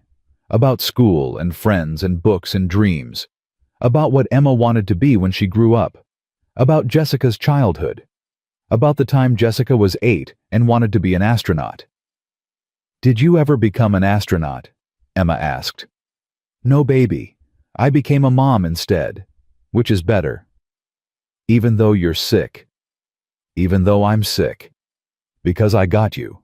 And you're the best thing I ever did." Emma smiled. "I'm pretty great." "Yes, you are." Sarah started staying at Mark's house full-time. She took the guest room, kept her distance, but she was there, making breakfast, helping with homework, reading Emma stories before bed when Mark was too exhausted. "You're good with her," Mark said one night. They were cleaning up dinner while Emma watched a movie in the living room. "I've had 3 years to learn what she likes." "That's still weird." "I know, but useful weird." Mark almost smiled. "Yeah, useful weird." 3 weeks in, Jessica took a turn. The doctor called at 2 a.m. Mark's phone rang, jolting him awake. "This is Dr. Martinez. Jessica's having trouble breathing. We've intubated her. You should come." Mark was dressed and in the car in 5 minutes. Sarah appeared beside him, already dressed. "I'm coming with you." "Emma's asleep." "I called your neighbor, Mrs. Chen. She's coming over to sit with Emma." "You called my neighbor at 2 a.m.? She didn't mind. She's a grandmother. Grandmothers never mind." They drove in silence. The hospital was dark, empty feeling. Up to the 4th floor. Jessica's room. She was unconscious. A breathing tube down her throat. Machines doing the work her lungs couldn't. Her skin was gray. "How long does she have?" Mark asked the doctor. "Hours, maybe a day. The cancer's in her lungs now. The intubation is just buying time." "Does she know we're here?" "We don't know, but you can talk to her. Hold her hand. She might hear you." The doctor left. Mark stood by the bed. This woman he'd loved. This woman he'd hated. This woman who'd broken his heart and was now breaking it again in a completely different way. "Hey, Jess," he said quietly. "It's Mark. I'm here." Jessica didn't respond. The machines beeped. "Emma's home. She's okay. She wanted to come, but it's too late. She'll be here in the morning." He paused. "I need you to hold on until morning. Can you do that? Emma needs to say goodbye properly." Nothing. Sarah stood on the other side of the bed. "Jessica, it's Sarah. I'm here too. And I need to say I'm sorry. For lying for you. For helping you hide. For not forcing you to tell the truth sooner. I thought I was helping, but maybe I made it worse." The machines kept beeping. "Emma's amazing," Sarah continued. "She's smart and funny and brave. So much braver than either of us. She forgave you faster than I ever could have. She's special, Jess. You made something really special." Mark looked at Sarah across the bed. Saw tears on her face. "Thank you," he said. "For being here. Where else would I be?" They stayed all night, taking turns dozing in the uncomfortable chair, holding Jessica's hand, talking to her even though she couldn't respond. At 6 a.m., Mark called home. Emma answered, voice thick with sleep. "Daddy." "Hey, baby. I need you to get dressed. Mrs. Chen is going to bring you to the hospital." "Is Mommy dying?" "Yes, Em, she is. Today, probably. You need to come say goodbye." Emma started crying. "I'm scared." "I know, but you have to be brave. Can you do that?" "I'll try." "That's my girl. Get dressed. Be there soon." 45 minutes later, Emma arrived. Mrs. Chen brought her up, gave Mark a sympathetic look, then left. Emma stood in the doorway, staring at her mother. The tubes. The machines. The gray skin. "She can't talk," Mark said gently. "But she can maybe hear you. You can tell her anything you want." Emma walked slowly to the bed, climbed carefully onto the edge like she'd done so many times before. But this time Jessica didn't turn her head, didn't smile, didn't squeeze Emma's hand. "Mommy," Emma's voice was small. "It's me. It's Emma." Nothing. "I came to say goodbye. Daddy said you're dying today." Emma wiped her eyes. "I don't want you to die. But Daddy says sometimes we don't get to choose." The machines beeped steadily.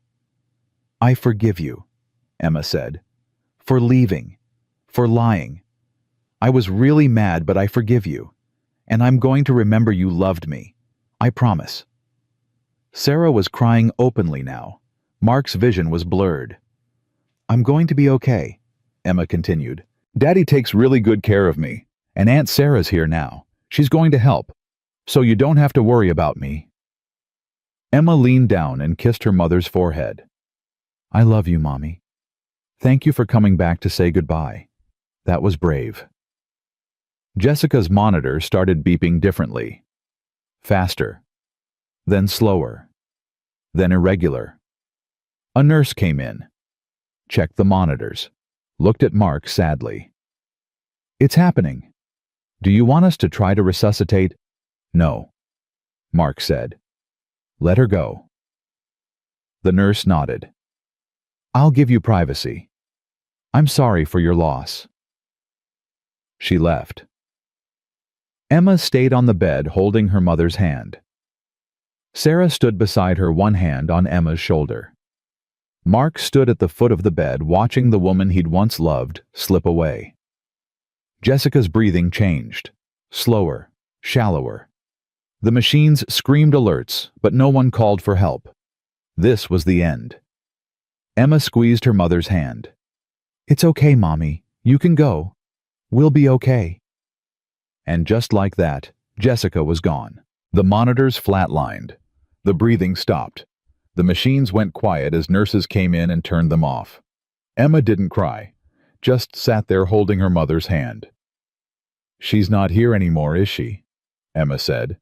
"No, baby, she's not." "Where did she go?" "I don't know, but she's not in pain anymore." Emma nodded slowly, kissed her mother's hand. "Bye, Mommy." Mark lifted Emma off the bed. She wrapped her arms around his neck and finally started crying. Big, body-shaking sobs. Mark held her tight, his own tears falling into her hair. Sarah stood by the bed, looking at her sister's body. "I'm sorry, Jess. For everything. Rest now." They stayed until the nurses needed to prep the body. Then they left. Walked down the white hallways, into the elevator, through the lobby, out into morning sunshine that felt wrong. The world shouldn't be bright when someone just died. In the car, Emma was silent, staring straight ahead. "You okay?" Mark asked. "No, but I will be.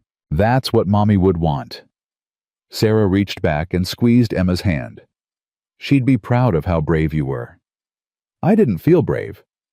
Being scared and doing it anyway, that's what brave is." They drove home. Mrs. Chen was waiting. She hugged Emma, said all the right things, then left. Inside the house felt too quiet. "I'm going to my room," Emma said. "Want company?" Mark asked. "No, I want to be alone for a while." She went upstairs. Her door closed softly. Mark and Sarah stood in the kitchen. "What do I do now?" Mark said. "How do I help her?" "You just be there. When she's ready to talk, you listen. When she needs to cry, you hold her. When she needs space, you give it to her." "You sound like you know." "My dad died when I was 10. Cancer, too. I remember what it was like." "I didn't know that." "Jessica and I both lost him. That's why she was so scared of Emma going through it. She knew how much it hurt." Mark sat down at the table, put his head in his hands. I need to plan a funeral, call people, figure out what happens next. I'll help. Whatever you need. Why are you doing this? Why are you still here? Sarah sat across from him. Because I love Emma. Because I loved my sister even though she made terrible choices. And because you shouldn't have to do this alone. We barely know each other. We've known each other for 3 weeks. That's something. 3 weeks of crisis. That's different from real life. Maybe. But it's what we have. Mark looked at her. Really looked. This woman who'd appeared on his doorstep with an envelope and secrets. Who'd been watching his family for 3 years. Who'd stayed when she didn't have to. Thank you, he said. For being here. You're welcome. And for telling the truth, even though it was hard. It needed to be said. They sat in silence, exhausted, grieving in different ways. Upstairs, Emma's door opened. She came down slowly. Can we have pancakes? She asked. Mommy used to make pancakes when I was sad. I can make pancakes, Sarah said. Emma looked at her. Will you put chocolate chips in them? If that's what you want. That's what I want. Sarah started cooking. Emma sat at the table coloring. Mark made phone calls. Jessica's mother, his parents, friends, the funeral home. We're having a service, he said. This Saturday. Emma looked up from her coloring. Can I talk at it? At the funeral, you want to speak? Yeah. I want to tell people about Mommy. The real Mommy, not the one who left. You sure you want to do that? I'm sure. Okay then. You can speak. Saturday came too fast. The funeral home was full. People Mark didn't recognize. Jessica's co-workers, old friends. Her mother in the front row looking frail and broken. Emma wore her best dress, held Mr. Hoppy tight. When it was her turn to speak, she walked to the front with Mark right behind her. She stood at the microphone, looked out at all the faces. My name is Emma Wilson. I'm 8 years old, and Jessica Wilson was my mom. Her voice was steady, clear. My mom left when I was 5. I thought she didn't love me anymore. But she did. She was just sick and scared and made a bad choice. She thought leaving would protect me, but it just made me sad. Emma paused. Mark stood beside her, ready to catch her if she needed. 3 weeks ago, my mom came back. Not all the way back. She was in a hospital, but I got to see her. We talked about stuff, about school and books and dragons. She told me she loved me. She said she thought about me every day. And I believe her. Emma's voice cracked, but she kept going. My mom made mistakes, big ones. But she was still my mom. And I loved her. And I'm going to miss her. But I'm also glad I got to say goodbye. Not everyone gets to do that. She looked at Mark. My dad's really great. He took care of me when Mom left. He never made me feel like it was my fault. He taught me to ride a bike and braids my hair, even though he's terrible at it. People laughed softly. And my Aunt Sarah's here too. She's been watching over me in secret for 3 years, which is weird but also kind of nice. She sent me books on my birthdays, the best books. She loved me even when she couldn't tell me. Emma looked out at the crowd. I don't know what happens when people die. But I hope my mom's somewhere nice. Somewhere she's not sick anymore. Somewhere she can finally rest. She picked up Mr. Hoppy. This is Mr. Hoppy. My mom gave him to me when I was 2. I sleep with him every night. And I'm going to keep sleeping with him because he reminds me that my mom loved me. Even when she was far away. Even when I couldn't see her. She loved me. Emma stepped back from the microphone. That's all I wanted to say. The room was silent. Then people started clapping. Not loud, but steady. Emma walked back to her seat, Mark's hand on her shoulder. After the service, people came up to them, hugged Emma, told Mark they were sorry. Sarah stayed close, helping manage the crowd. Jessica's mother approached. She was small, gray-haired eyes red from crying. I didn't know, she said to Mark. About the cancer. About any of it. Jessica didn't tell me. She didn't tell anyone. That was kind of her thing. I'm sorry. For what you went through. What Emma went through. Thank you. Jessica's mother knelt down to Emma's level. You look just like her. Did you know that Daddy says that sometimes? She loved you so much. She talked about you all the time when you were little. Did she tell you about leaving? No. She just said you were with your father. I should have asked more questions. I should have known something was wrong. Emma hugged her grandmother. It's okay. She lied to everyone. You couldn't have known. They went back to Mark's house after. A few close friends. Family. Sarah made sandwiches. Emma disappeared upstairs. Mark found her in her room an hour later. She was lying on her bed staring at the ceiling. Hey, Em? You okay? I don't know what I'm supposed to feel. Mark lay down beside her. Whatever you're feeling is okay. I'm sad, but also kind of relieved. Is that bad? No, it's not bad. It's honest. I'm relieved I don't have to see her so sick anymore. And relieved I got to say goodbye. But sad she's gone. That makes sense. And I'm scared. Of what? That I'll forget her. It's already been 3 weeks and I can't remember exactly what her voice sounded like. That's why we have videos and photos. We'll watch them whenever you want. Promise? Promise. They lay there in silence, father and daughter processing the same loss in different ways. Daddy, Emma said eventually, is Aunt Sarah going to stay? Do you want her to? Yeah, I like her. She makes good pancakes. She does make good pancakes. And she loves us. I can tell. Yeah, she does. Do you love her? The question caught Mark off guard. I don't know yet. Maybe someday. Is that okay with you? Emma thought about it. Mommy would want you to be happy. She told me that. She said after she died, everyone should be happy again. That sounds like your mom. So yeah, it's okay with me. If you love Aunt Sarah eventually. Eventually is a good word. It means not now, but maybe later. Exactly. Emma rolled over and hugged Mark. I love you, Daddy. I love you too, Em. So much. Downstairs, Sarah was cleaning up. Most people had left. Just a few stragglers saying goodbye. When everyone was gone, she sat on the couch, looking exhausted. Mark sat beside her. You don't have to keep doing this. Staying here, taking care of everything. You've done more than enough. I want to be here. Why? Because Jessica was my sister. Because Emma's my niece. Because you're both grieving and shouldn't have to do it alone. And because you love me. Sarah looked at him. Yes, that too. But I'm not asking for anything. I'm just asking to be here. Jessica told me to give you a chance. Did you know that? No. She said after she died, if something happened between us, I had her blessing. What did you say? That it was insane, that I couldn't think about it while she was dying. And now that she's gone, Mark was quiet for a long moment. Now I'm grieving.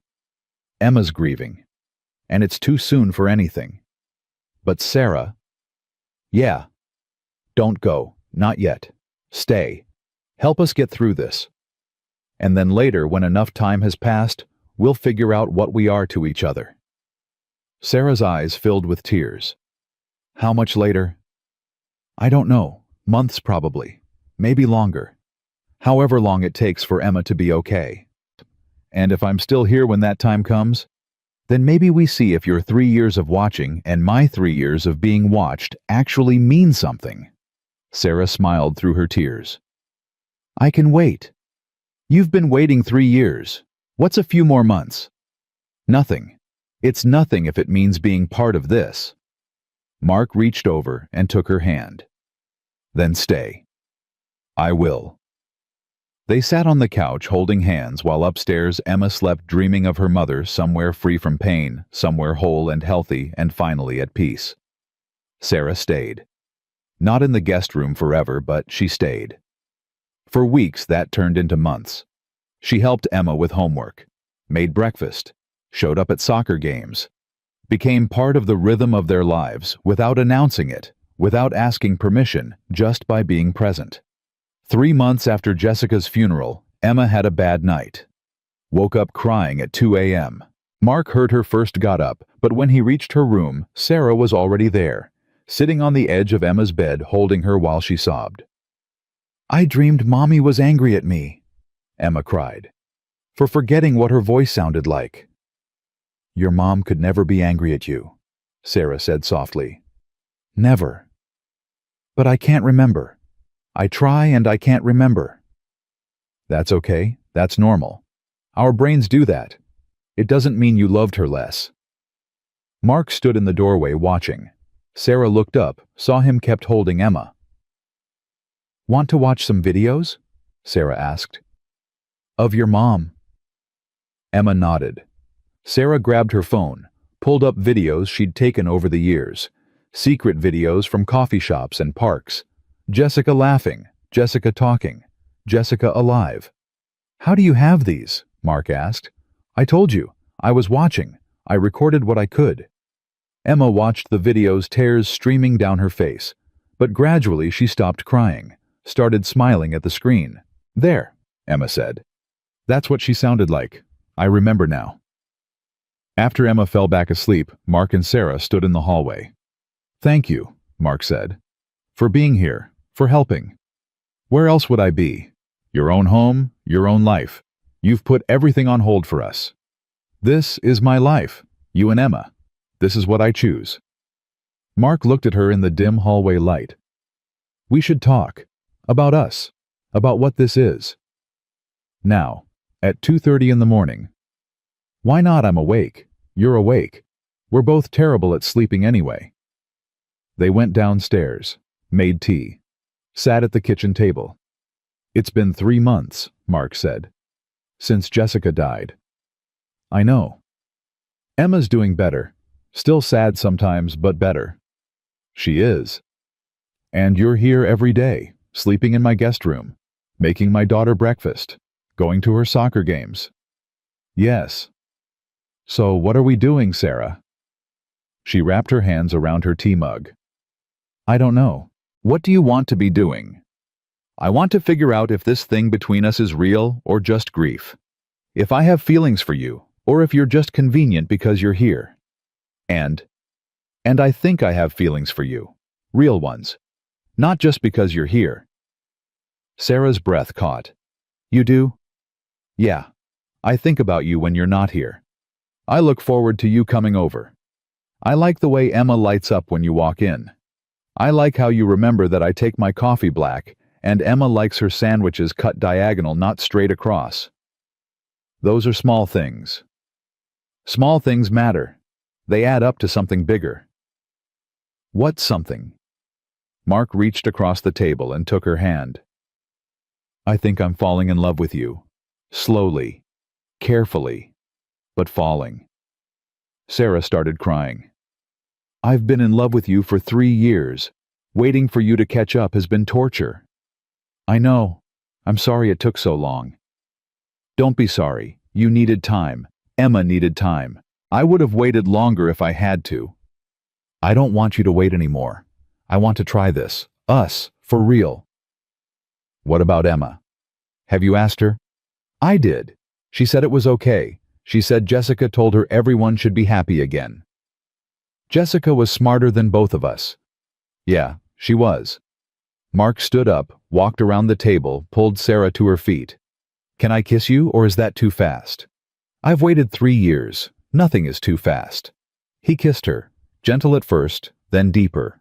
Sarah wrapped her arms around his neck and kissed him back, like she'd been starving for it. When they pulled apart, both were breathless. "Wow," Sarah said. "Yeah, wow. So what now? Now we take it slow. We don't rush anything. We make sure Emma's okay with every step, and we see if what we have is strong enough to build something real." "I can do slow." "You sure?" "After waiting 3 years. For you.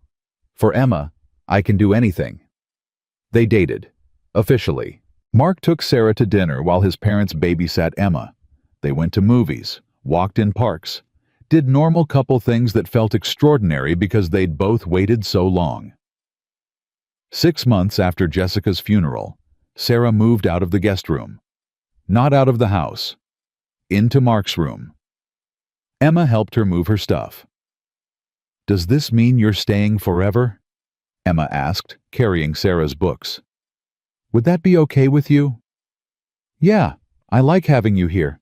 It feels like we're a real family." "We are a real family, just a different kind than most." "That's okay. Different is good sometimes." 8 months after Jessica died, Mark proposed. Not with a big production. Just the three of them at dinner. He pulled out a ring and looked at Sarah. "I know it hasn't been that long. I know some people will think it's too soon. But I also know I don't want to spend another day without you officially being part of this family. So Sarah Chen, will you marry me?"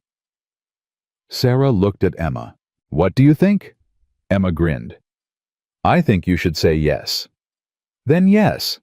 Absolutely yes." They got married 3 months later. Small ceremony. Just family and close friends. Emma was the flower girl wearing a dress Sarah helped her pick out. At the reception, Emma gave a speech. "My mom died almost a year ago. It was really sad, but she told me something before she died. She said I should be brave, braver than her. And I think marrying Aunt Sarah is Daddy being brave, because loving someone after you lose someone is scary. But he's doing it anyway, and I think my mom would be proud." There wasn't a dry eye in the room. A year and a half after Jessica's death, Sarah got pregnant. Emma was over the moon.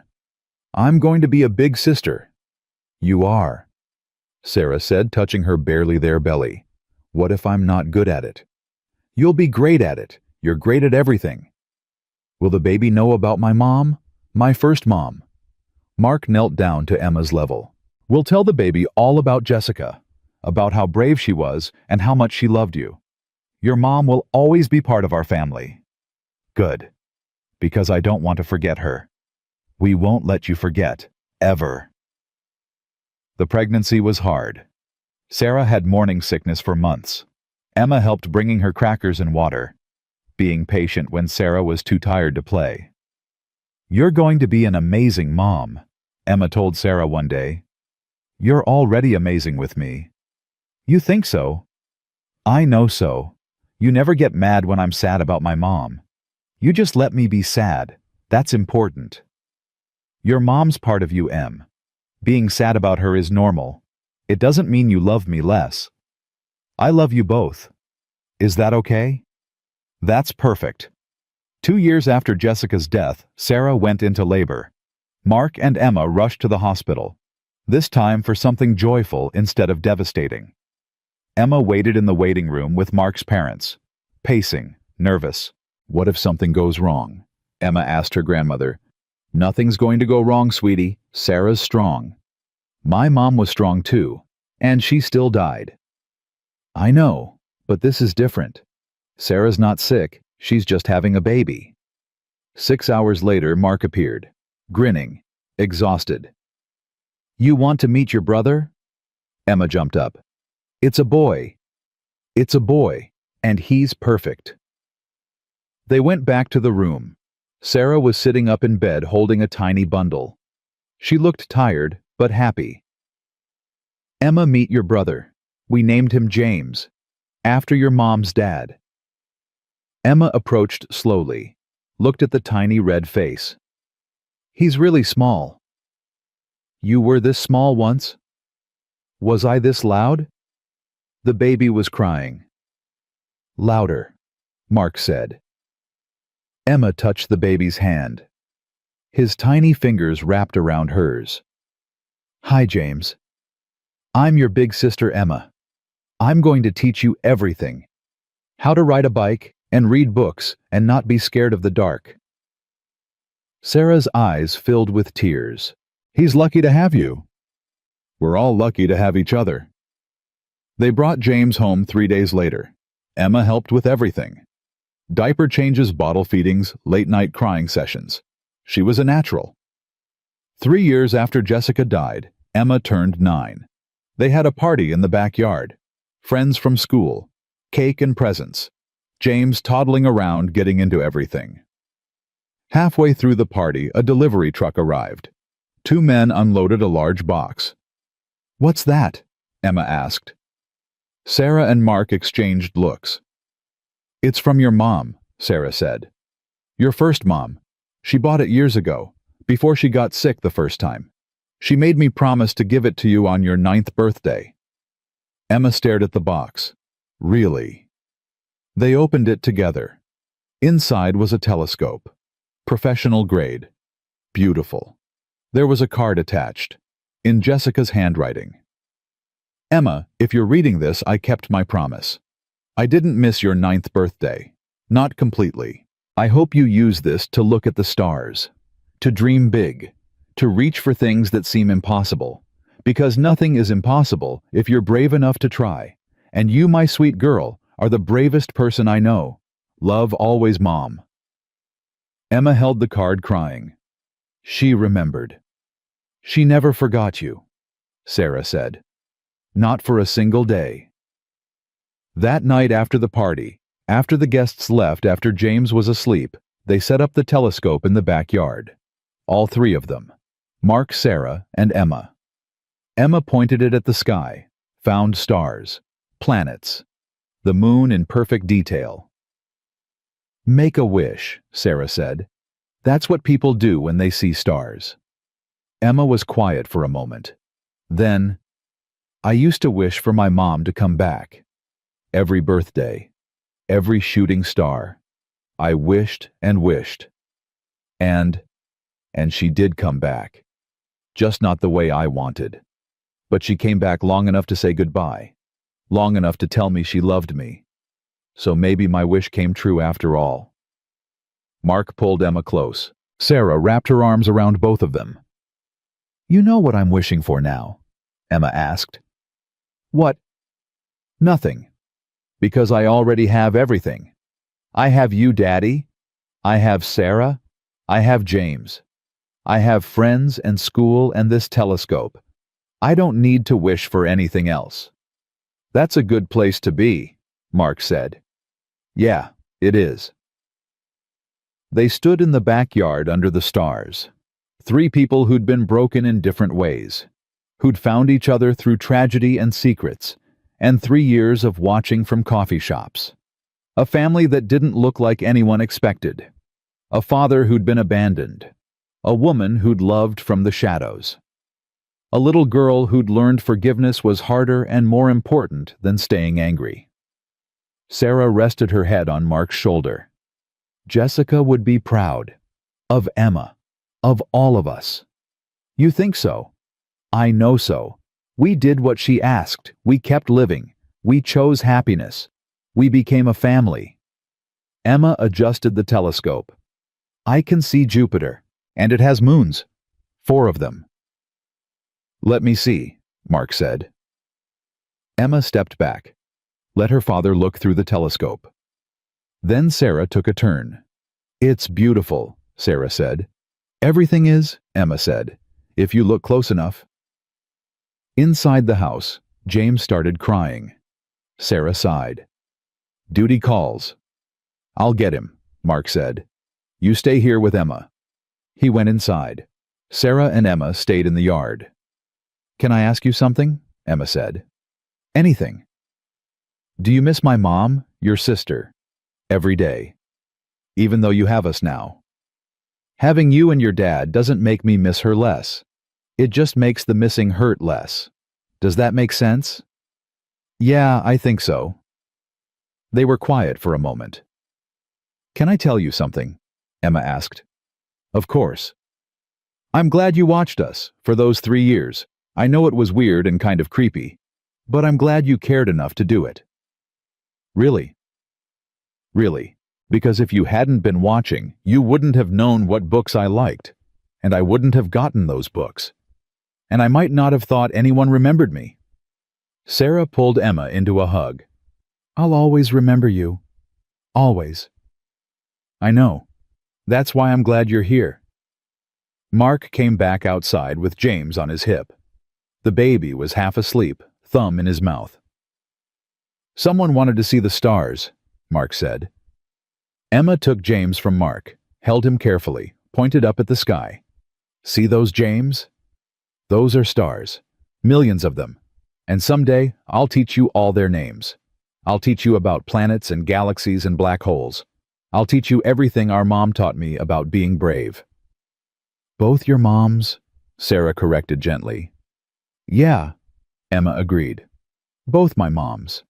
She looked at Sarah, at Mark, at her baby brother, at the telescope her first mother had bought years ago, knowing she wouldn't be there to give it in person. You know what I think, Emma said. What? Mark asked. I think love doesn't end when people die. It just changes shape. Mommy loved me before she died. She loves me now even though she's gone. And I love her back. And I love you guys too. All the love just fits together somehow. When did you get so wise? Sarah asked. I'm 9 now. I'm practically ancient. They all laughed. James stirred, opened his eyes, looked around at his family. Stars, Emma said, pointing up. Those are stars, baby brother. And they're beautiful, just like everything else in our weird, complicated, perfect life. Mark wrapped one arm around Sarah, the other around Emma. They stood together looking at the stars. 4 people who'd started as strangers and broken pieces. Who'd been brought together by death and secrets and truth. Who'd chosen to become a family anyway. Thank you, Mark said to Sarah, for that night, for knocking on my door, for telling me the truth even when it was hard. Thank you for letting me in, for giving me a chance. Emma looked up at both of them. And thank you for letting me be part of deciding. Not just doing what you wanted, asking me what I wanted too. You're the most important part, Mark said. Always. I know. That's why I'm so spoiled. They laughed again, the sound carrying across the backyard into the night air. Inside the house, the clock struck 10. Emma's 9th birthday was officially over. But the family they'd built, the love they'd found, the healing they'd done together, that was just beginning. One more look through the telescope, Emma asked. One more, Mark agreed. Emma handed James to Sarah, peered through the telescope, found a star brighter than the others. That one, she said. That's Mommy's star, the brightest one. How do you know? Sarah asked. Because she always wanted to be an astronaut. She told me that. So now she gets to be up there with the stars, living the dream she never got to live down here. Mark looked at where Emma was pointing. That's a good way to think about it. It's the only way to think about it, otherwise it's just sad. You're right. Emma stepped back from the telescope. Okay. I'm done. Let's go inside. James needs to sleep. And I have school tomorrow. They packed up the telescope, carried it inside, put James in his crib, tucked Emma into bed. Good night, Em, Mark said. Happy birthday. Best birthday ever, Emma said. Because I got a telescope from my mom, and a baby brother, and a family that loves me. What more could I want?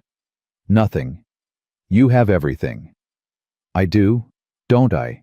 Mark kissed her forehead. Sarah did the same. We love you, Sarah said. I love you too, both of you, and James, and Mommy wherever she is. She's proud of you, Mark said. I know she is. I'm proud of all of us, for figuring it out, for being brave. They turned off the light, left Emma's door cracked open, walked down the hall to check on James. He was sleeping peacefully, thumb still in his mouth. In their own room, Mark and Sarah got ready for bed, exhausted, happy. We did it, Sarah said. We made it through. We did. Together. Jessica would be happy, seeing Emma like this, seeing us like this. I think you're right. They lay in bed in the darkness. Mark, Sarah said. Yeah. Thank you for taking a chance on me, for not sending me away that first night, for letting me be part of this. Thank you for showing up, for being brave enough to tell the truth, for loving Emma the way you do. It's not hard to love her. She's amazing. She is, and so are you. They fell asleep holding hands. In the room next door, Emma slept with Mr. Hoppy, dreaming of stars and telescopes and mothers who loved enough to say goodbye. Down the hall, James slept the deep sleep of babies who are safe and loved. A family built from broken pieces, glued together with honesty and forgiveness and time. Not perfect, never perfect. Never, but real. And sometimes real is better than perfect anyway. Outside, the stars continued their ancient dance across the sky. Indifferent to human drama. Uncaring about love and loss and families trying to survive. But to one little girl with a telescope and two mothers and a father who never gave up, and an aunt who loved from the shadows until she could love in the light, those stars meant everything. They meant hope. They meant possibility.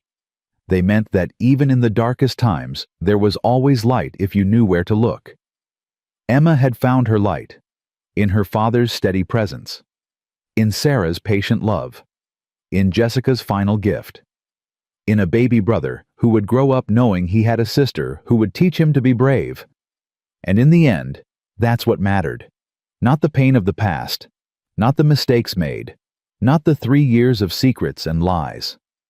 What mattered was that they'd found their way to each other, that they'd chosen love over anger, that they'd built something new from the ashes of something broken. Some doors once opened really do change everything. And this family, born from a knock at midnight and a sister's confession and a mother's desperate love, was proof that change could be painful and beautiful at the same time. That endings could also be beginnings. That loss could make room for new love. That families came in all shapes, built in all ways, defined not by blood alone, but by choice and presence, and showing up even when it was hard. Under the starlit sky, in a house full of sleeping people who loved each other, peace settled like a blanket. Not the peace of forgetting, but the peace of acceptance, of moving forward while carrying the past, of honoring what was lost while embracing what remained. And somewhere, maybe among those stars Emma had wished on, maybe in the space between heartbeats and hope, Jessica Wilson watched her daughter sleep, watched her family heal, watched love bloom in the wreckage she'd left behind, and smiled, because in the end she'd given them the greatest gift she could, not her presence. She couldn't give that. But her absence, her leaving, her final blessing to love each other after she was gone. Sometimes the bravest thing you can do is let go. And the second bravest thing is to hold on. And the hardest thing is knowing which one the moment requires. Jessica had let go. Mark and Sarah and Emma had held on. And together they'd created something neither perfect nor planned, but absolutely undeniably theirs.